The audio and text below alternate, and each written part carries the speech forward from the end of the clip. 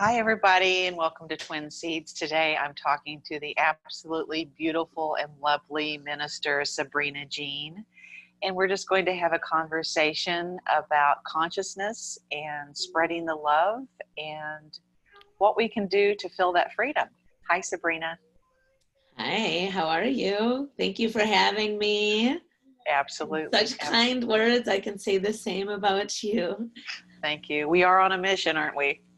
Absolutely, and it's a life journey, I'd say. It is. For myself, What's been your life journey? What's gotten you to here? Wow, that's a loaded question. Yeah. Well, just to touch on that, and even just starting from the beginning, and this could sound bizarre, but for those who may be in my same shoes, can relate. I have very vivid memories from when I was really little, and it could be dreams that are showing up as memories, but I have a very vivid memory of like incarnation, of coming here, of that enthusiasm, of excitement, of realizing that I've shown up as a human. Now this might, like I said, might sound bizarre, but I started life from pure love. I was welcomed into this world at the beginning of a home birth movement. So I was brought into this world with my mom's whole family in the home. I was loved and nourished, lovingly nursed, and was never separated from my mom. I was able to experience just pure love, right? And I feel blessed and honored because the way I've known life my whole life, I never realized that there could be a difference in how you show up. Like when you're a little kid, you think everybody thinks the way you do. Well, and then fast forward to when I had children, and even before that, I've always been curious about what makes people tick differently. Like, why am I different than my sisters? We all have the same parents. We had the same upbringing, but why am I different than them? So when I was in college, one of the most impactful classes was learning about when humans learn to communicate, and it begins when they're growing in their mother's womb, and even how impactful the mother's thoughts and feelings during her pregnancy impact that baby. So I remember thinking that was the most amazing, powerful thing. So then fast forward like 10 years later, when I get pregnant with my own children, and am an advocate and very involved with home birth and learning about baby development and how, what thoughts and feelings, just like I'd learned like in college, impact the children. But I don't know really okay, so what I was getting at when you'd asked how did starting, I'm going to bring this full circle, was when I was little, my aunt always shared with me that I was like a little ball of pure love. And she said she'd never seen anything like me. And I just thought that was a nice thing for my auntie to say about me. But then fast forward as an adult, reflecting back on when did I learn heartbreak? And when did I learn the feeling of the opposite of love? So I wouldn't say hate, but just rejection, right? Like, when did I learn rejection? Because I knew it wasn't in my family dynamic. For me, it wasn't. But it was when I went to school, and I vividly remember that feeling of rejection from the teacher. And so anyways, it's been, and that I've come to realize since doing the workshops we've done, like where we've met with the Allow Ministry workshops, was reflecting back on, when did I learn rejection and when did I learn heartbreak? It's interesting that it's correlated to school for me. So to answer your question of where I've been in my journey, I remember being in a crib.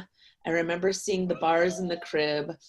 I remember seeing the top of the crib and the yearning for my mother. And I remember that knowing that her bosom was mine. I didn't see it as a part. There wasn't a body or anything like that. I knew it was mine. It was pure love and in safe space. So anyways, I don't know if that answered your first question of bringing it forward now to, coming upon my 40th year of being incarnated as a human. 40 is a great age. 40 was a blast for me. Yeah, I've passed the 50s now, but awesome. 40 is a great age. Yeah. So just out of curiosity, that first feeling of rejection that you had in school, what did that feel like? Since you were raised with that pure love, how did that feel? What did you do? I mean, to deal with it. I withdrew. So I learned to keep to myself, and I learned that if I were purely myself, not only would others take advantage of me, because I learned that lesson really quickly in kindergarten, how little 5-year-olds can take advantage of you, but then also that it was safer for me to keep to myself than to be rejected by anybody else, to be rejected. And I wouldn't have been able to articulate it, but I remember that feeling of that awful, cold, alone feeling. It's so vivid. It's quite painful, really, to go there. And so maybe this is a reminder that I need to go into that space and maybe heal it a little bit. Did you go home and talk to your parents about it, or how did you deal with it then? I'm sure I did. I believe if I remember correctly, because I remember the experience, it was the teacher. She was hugging all the other kids, but when I would go to hug her, she wouldn't hug me. It was very distinctive. Like, she'd hug these other kids because it was in a small town and we were a new family. So she knew all these other kids, but she didn't know me. And I think I told my mom, and I'm sure she gave me a hug. I don't remember, honestly, that much more. Probably, yes, I think it was more or less like, Mom, I don't want to have to ever go there again. But anyways, yeah. Do you think that kind of trickled over the rest of your life, or do you think you realized that pure love again? Because you're such a loving person now. When did that journey to consciousness and really figuring things out how they work, when did that take place? After college. That was the start of me staying to myself and projecting a person that would be, I was okay with being rejected, because if the person I was being was rejected and I knew that really wasn't me, it didn't hurt. So if I were being somebody else out in school trying to be accepted and they weren't accepting me as this fake persona, it was okay, because the real me was still protected. And it wasn't until probably really more of an eye-awakening opening up of consciousness after probably through college, but mostly once I graduated. Mm-hmm. I wonder how many of us are walking around with that. All just of us, that the broken heart. Yeah, and that wall instead of just being who we are. You think the majority probably, wouldn't you? Mm-hmm. Have you heard the 80-20? The 80-20 ratio, you can almost apply it to everything. And I'd almost say probably 80% of people are walking around sheltering their true self. And maybe there's about 20% of the people on this planet who are in pure awareness and acceptance and strength in authentically being themselves with no fear of rejection. Because getting over that fear of rejection that's like a survival instinct, like being rejected.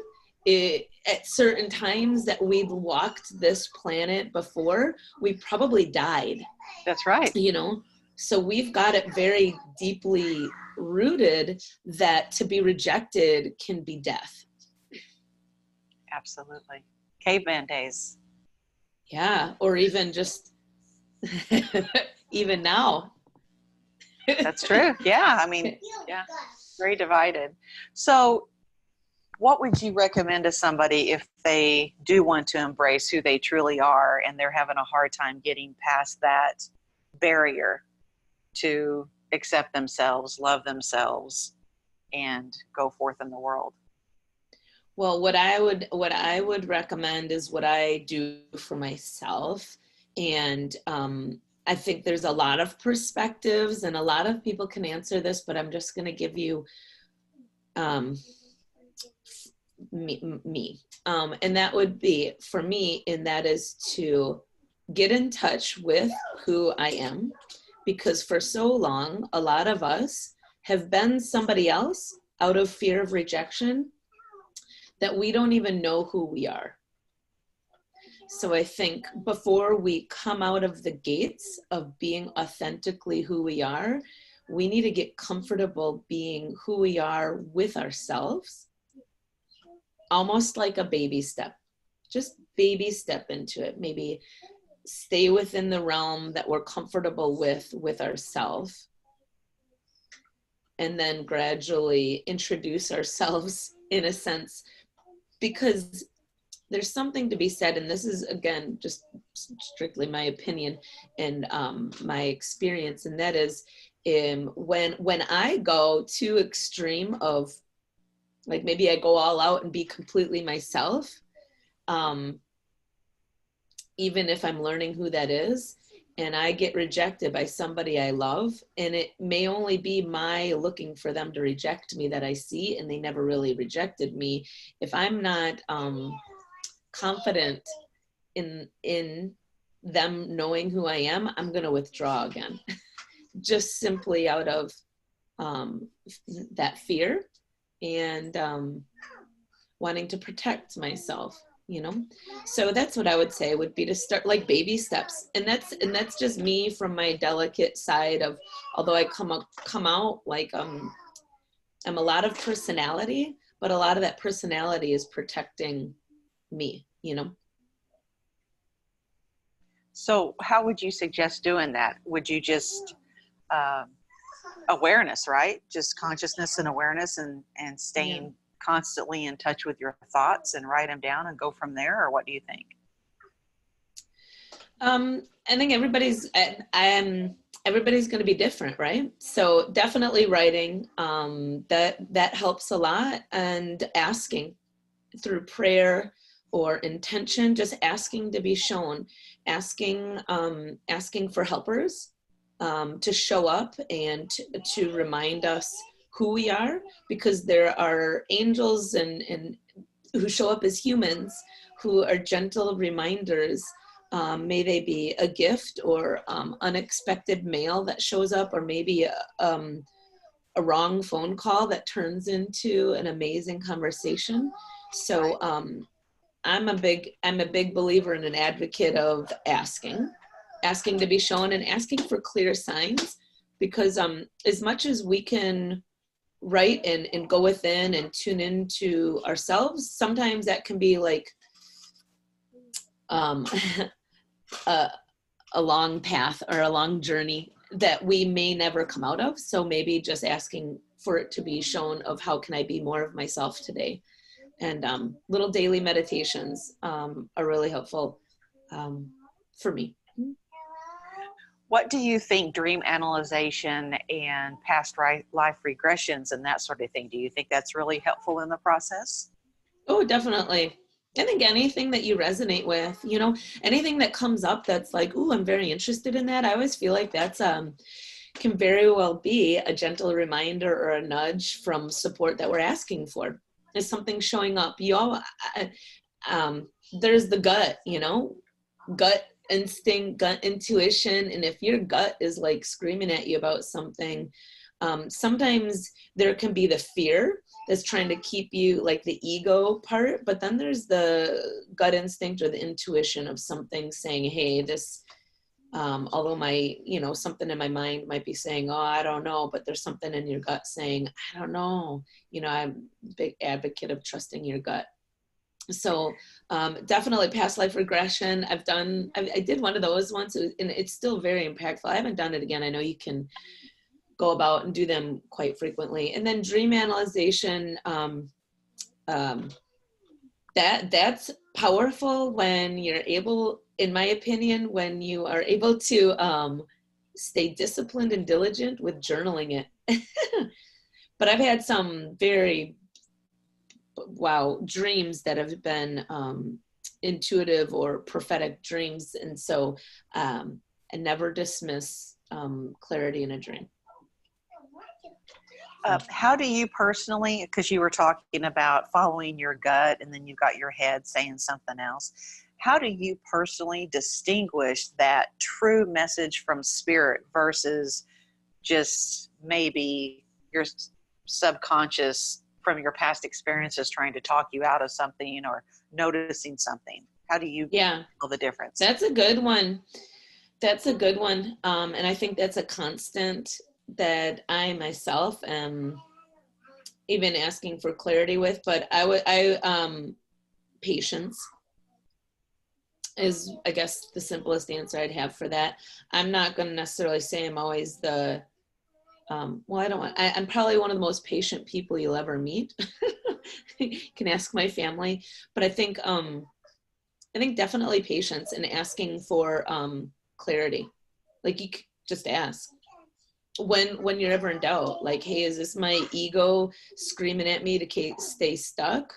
Or am I doing this out of fear? Or is this my intuition and higher guidance? So that's what I would say. You can ask, just ask. So when you say just ask, are you talking about you're asking your soul, you're asking your consciousness, you're asking God? Is that all the same thing? What is your...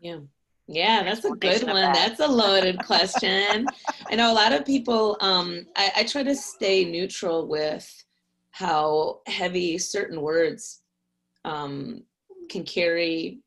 Sometimes people have negative connotations associated to certain words. And I believe that so much of what we're using and saying with words are all the same thing. It's just we're assigning what words feel good for us.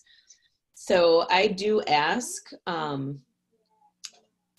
for the highest consciousness. Like, I ask for it to be a protected answer, because I do recognize that there's a lot that can sway us in the kind of unseen to the naked eye, maybe realms. So to just ask for guidance can be naive if it's not being asked with protection. So I'm glad you even asked to articulate on that more, because there can be persuasion, in my opinion, that can be not out of my best interest if I'm not asking for protection when I'm getting guidance or answers. So I don't, for me, when it's very clear, it's usually in patterns, like threes, or something's showing up repetitively but in different ways, is usually confirmation for me that that's the answer to my question, or to my asking, or for clarity. How do you protect yourself when you ask? Prayer. Saying it in the name of Jesus Christ is the easiest kind of protection. Before, and like when I was younger, it would just be more or less in the highest consciousness for my highest good, like just articulating that the highest good come forth for myself and those involved. That's probably what I've most generically used over the course of my life. Right, right. Mm. Yeah. The answers are always there if we ask for them, right? Yeah. Mm-hmm. I agree. Yeah. So you had mentioned, and I'm glad you brought that up, because you had mentioned the labels that are used, whether it's consciousness, God, universe, whatever. Boy, we certainly have a stigma on a lot of labels right now. So yeah, I know with science and spirituality all lining up right now, I know a lot of times when I talk about something, somebody will say, well, I thought you were a Christian. This sounds new age. And I'm like, it's all the same thing.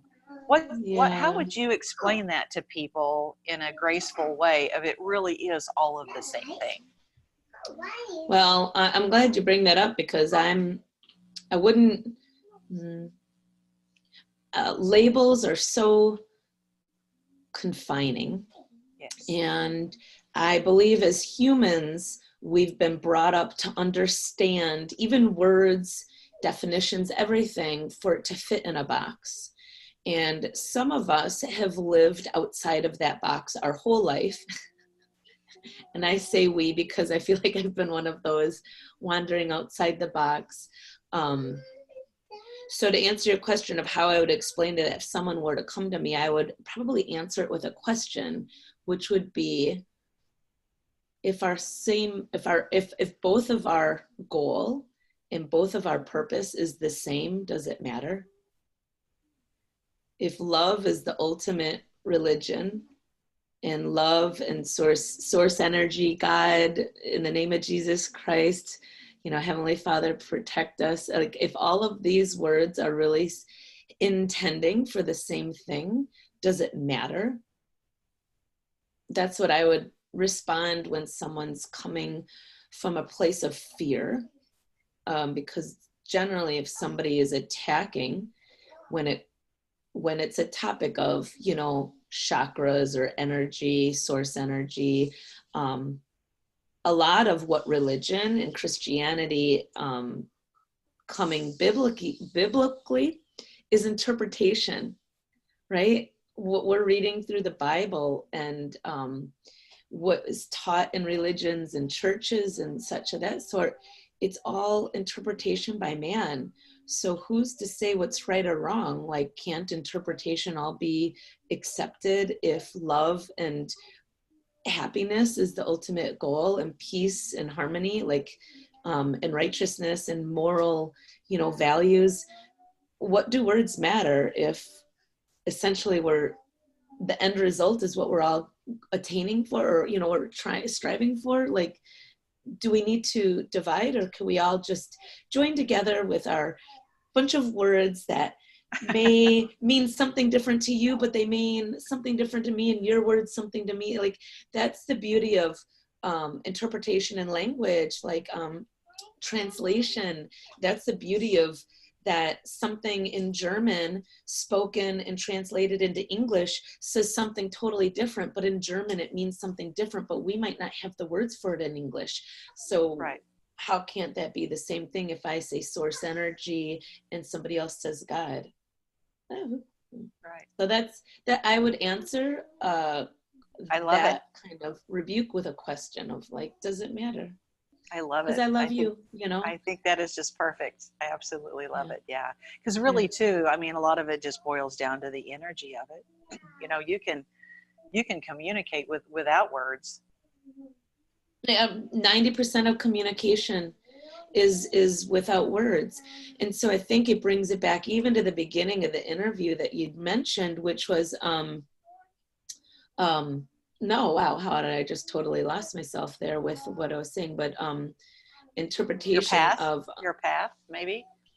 Yeah, and that was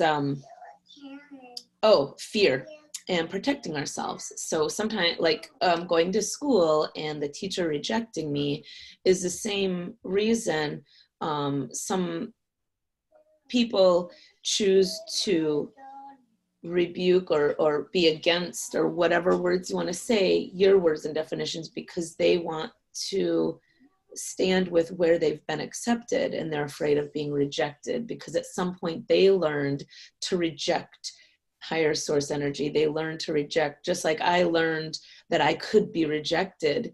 So instead I'd withdraw and go within. So others whom learned certain words mean certain things, they don't want to be rejected, so they withdraw, and then they are going to push back from something that, out of fear of potentially being prosecuted, they would rather have nothing to do with, because they learned that it was a threat. Right? Do you think that all boils down to trust? Yeah, sure. And faith, trust and faith. Yeah, I think a lot of it's conditioning and triggers, words, and where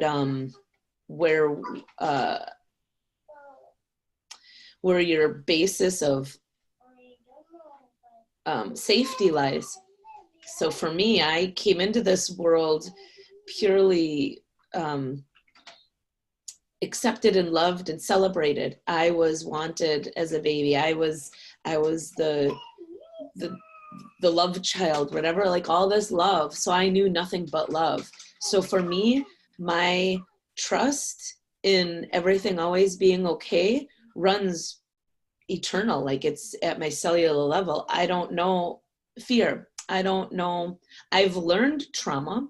I've learned fear, especially so much more even as an adult with some of the experiences I've gone through, with the struggles Matthew's been through. I had to learn to be afraid. And I was like, wait, but there's nothing to be afraid of. Everything will be okay. Although I learned rejection from when I was a child, I wasn't afraid. I maybe protected myself, but yeah. So I don't know if that stemmed into maybe a whole nother topic, but that's, so I agree with you. Fear boils down to when did we learn, or faith boils down to when did we learn fear, like in trust and all of that, right? So I'd come into this world pure love and bliss, but if somebody else comes into this world traumatically, they might only know trauma. They might never know. And I feel compassion, and my heart aches for those who know only fear. And if I could lend an ounce of my faith and trust, because I know no different, because here I am. Right. So that's just evidence and proof that everything's going to be okay. Right. And that really kind of lends into your mission, because your mission is to spread consciousness and spread love and make it known that everything is okay. So tell us a little bit about your mission and how you would like to see the world. Oh, great. Yeah. So, I mean, touching on that, I suppose briefly would be more or less creating, I think, who I am and how I show up is creating that safe space for you to authentically be you.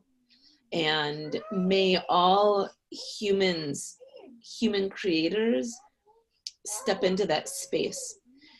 And may we go about it in an accepting way to where there's harmony that plays out. So to answer your question, I suppose would be just recently of doing kind of the daily prayers, daily meditations of connecting and allowing a space for people to look forward to being able to relate and connect with that deeply rooted love that we're able to allow into our space when we focus on it. Because unless we focus on it, a lot of us can go about our day in fear. So I believe bringing it about and reconnecting and allowing that safe space to be more prevalent than the opposite. So I don't know if I answered your question or if I just wandered around in words. No, I get it. What would you say to people that want this? I think there's so many people that want that feeling of safety and that feeling of freedom and that feeling of peace. I mean, look at the self-help movement and everything thing. And I mean, I do believe there's a great awakening going on right now, and everything is for a purpose. But for the people that really don't know where to turn to find that, what would you recommend for them? The first thing. I would recommend turning into yourself through your creativity, through your imagination. Because if love and peace isn't a natural feeling space that you can easily tap into, some may need to pretend and create it first in order to be able to call upon it, if that makes sense. Because like for me, you know, and maybe for you and a lot of people watching, you can just think about love and you feel it. But for some people, that's so distant of a feeling space that they may not be able to just stop what they're doing and tune into their heart space, you know? So that's what I would say is the first step, is that if you recognize that you're so distant from the feeling space of love and harmony and peace, pretend and allow for that space to show itself to you, because it's there. Just need to. And then it's even the action of just like recognizing your diaphragm, like letting go, like releasing, you know, just letting go of the tension and the fear, you know, and recognizing that right there, that feeling of letting go is love in and of itself. So because for some, maybe the word love, they have attached something really negative, like maybe they'd been brought up abusive and they were told that they were loved, yet they learn that abuse equals love. So the word love might be traumatizing. And so to recognize, again, the heaviness of words, and if love is painful, find what word brings about a sense of relaxation and safety. And maybe safety is fearful, you know? So even, like I said, turning in and learning who you are, learning what words trigger what feelings. Or even another thing that I'll share with others when they come to me is, in a state of trauma, recognize how you're feeling and then go about it, like back it up and start paying attention to what words bring about and what situations bring about feelings, so that you can become aware of how to control that space and bring about more peace in your day and your reality. So. Wow, when you said that too, the first word that flashed in my mind was boundaries. Mm-hmm. And how important boundaries are, because once Amen.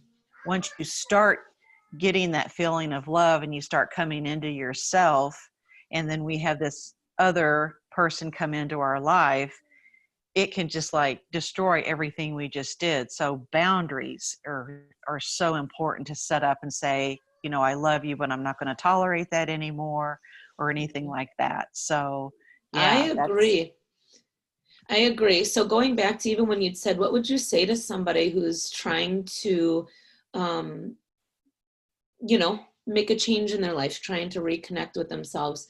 And I think we've touched on quite a few things. I always encourage people to trust their intuition, trust their gut, and also pay attention to patterns.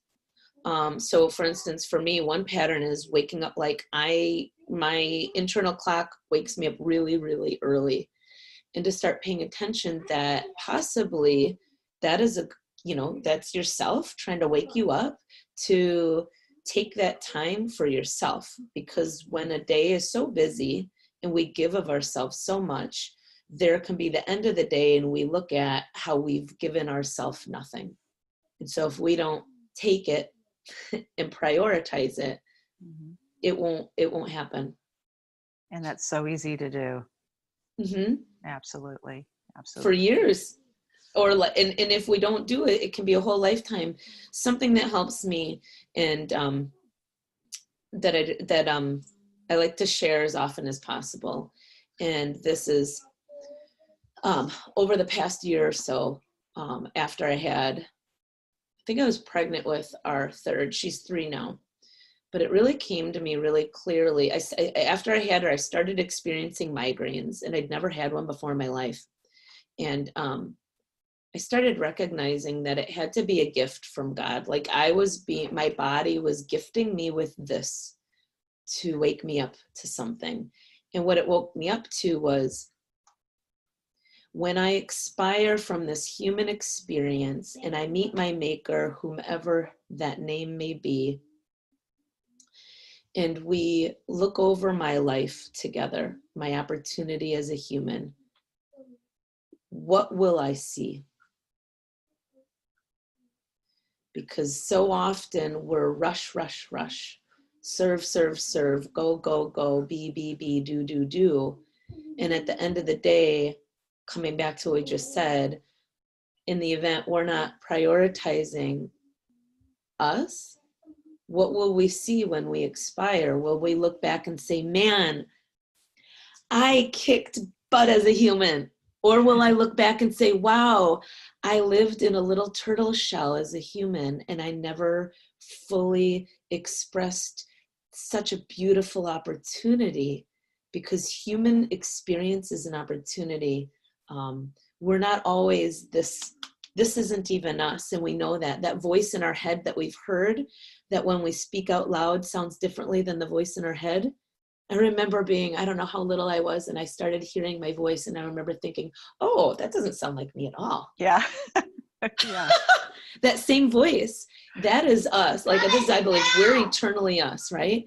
And we're just experiencing this human opportunity.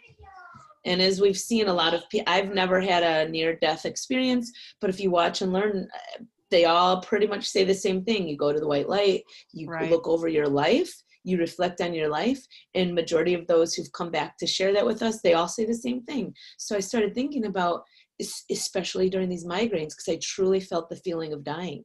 I was like, I am dying. My body is telling me that unless I choose me, I'm choosing death. Wow. And it's as simple as that. Yeah. Yeah. And it's probably important to get out of your comfort zone, because so many of us stay in that, like you said, the little turtle shell, don't get out of our comfort zone. And then before we know it, we've lived a life of habits and patterns. Yeah, for sure. And I think the first thing of stepping outside of that turtle shell is knowing, guess what? That turtle shell is always there to protect you. You can always go back. It's okay. And forgive yourself. Forgive yourself. A lot of us have only been doing what our mothers or fathers taught us, and our grandparents and their great-great-grandparents and their great-great-great-great-grandparents. In past lives, we've had all these different things come in at the cellular level, and so many of us are like, how didn't I know any better? How come I've waited so long? What's wrong with me? Yeah. I'm so stupid. Why didn't I do it sooner? What's the point now? I've wasted so much time. Why even do that now? I quit smoking, right? I smoked for a lot of years in my life. And I'd always say, what's the point of stopping now? I've done it for so long. I might as well just stay a smoker. And my grandma said to me, Brini, it's not too late. Your body regenerates every organ, and in 8 years, you're a whole new person. And that little token of truth that she spoke to me, that old woman with her long blonde hair, she died 90 with blonde hair. She said to me, Brini, it's not too late. Everybody does it. It's just a phase. And so when you can look at the patterns in your life as just being a phase, it's not too late, and everybody does it. Oh, I love it. I love it. Okay. It can be that simple. I love it. I love it. So simple, but not easy sometimes. Let's make it easy. Let's just say it's going to be easy from here on out, for sure. Yeah, and you can forgive yourself, baby steps. I mean, you got to look at the progress. Like anything that's worth it never came easy. That's right. You know? That's right. Okay, Sabrina. So you with Allow Ministries do seminars. You have some fantastic programs online. I'll put the link to that in the description so people know how to reach out to you. And if everything goes as planned, we have a fantastic Mount Shasta trip coming up. It's going to be amazing. And they'll be able to find that out on the Allow Ministries website as well, correct? Yes.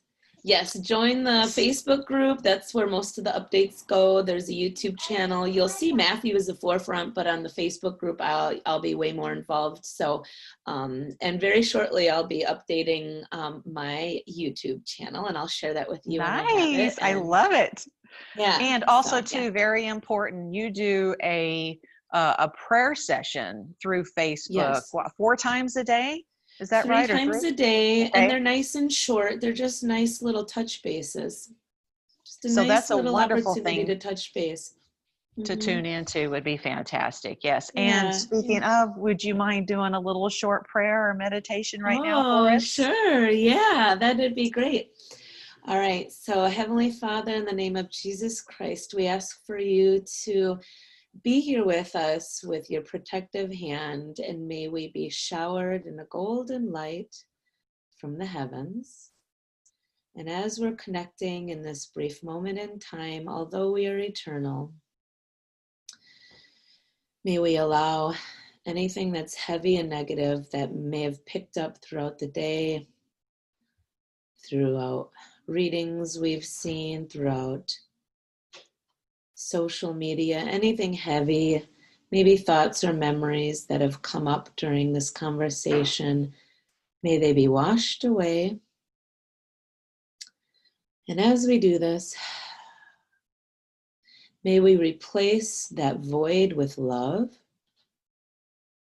and with harmony and peace. And may we tune into our heart space throughout the day.